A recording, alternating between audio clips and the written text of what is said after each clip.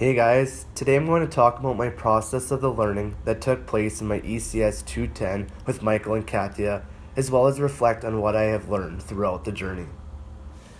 My biggest takeaways from the class include all about common sense and the problems along with it, all about curriculum, which includes the traditionalists, reconceptualists, the 4 ways to approach curriculum, public policy, and citizenship, as well as treaty education, with guest speaker Claire Kruger and how she implements it in her classroom as a teacher, as well as numeracy, the Inuit math.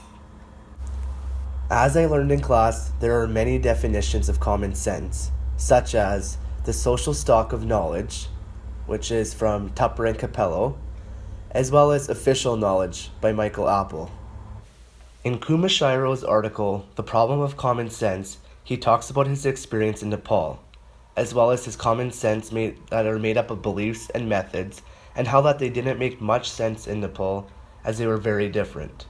He also mentions things we have come to know and have been taught through our culture, experiences in life, beliefs, and values.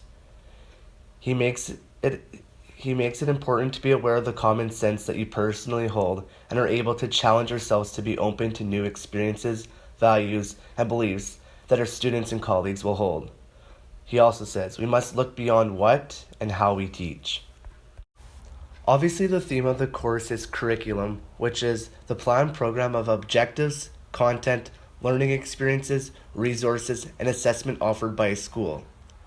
Curriculum can be seen as plays, lived, taught, or learned, and the traditionalists believe that curriculum is never neutral.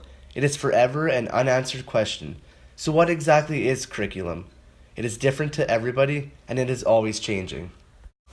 I also learned that there are 4 ways to approach curriculum: as a syllabus to be transmitted, as a product, as a process, and as a praxis.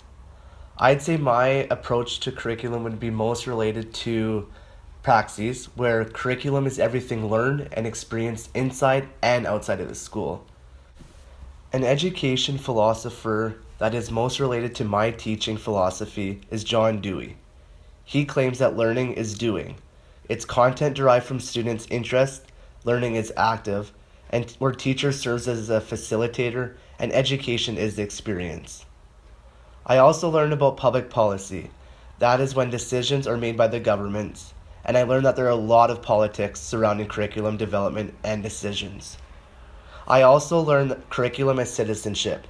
There are 3 different types, which are personally, which is a responsible citizen, participatory, where they play an active role in community organizations, as well as justice-oriented, questions root causes of social problems. As an educator, we will play a role in the type of citizens our students will become in society. Another big takeaway from the course was all about treaty education. We had guest speaker Claire Kruger come in and give us a wonderful lecture. She mentions we are all treaty people, something I have heard lots before of, but now have a better understanding of what it really means. She taught me the 4 strands in the treaty education curriculum, which include treaty relationships, spirit and intent of treaties, historical context, and treaty promises and provisions. From her, I also learned that treaty education became mandatory in Saskatchewan in 2008. I also learned many different ways how we can incorporate treaty education into the curriculum by doing various activities, projects, and field trips throughout the entire school year, such as a treaty foregathering, attending feasts, Orange Shirt Day, and so much more. I also like the quote of hers, where the treaty is not a paper, it is a relationship between the government, First Nations, and non-First Nations peoples. My last biggest takeaway from the course is curriculum as numeracy, where I learned more about Inuit mathematics. I learned Inuktitut is not valued in Northern Canadian schools, however, it should be, and as future educators, we should start implementing it in the classroom.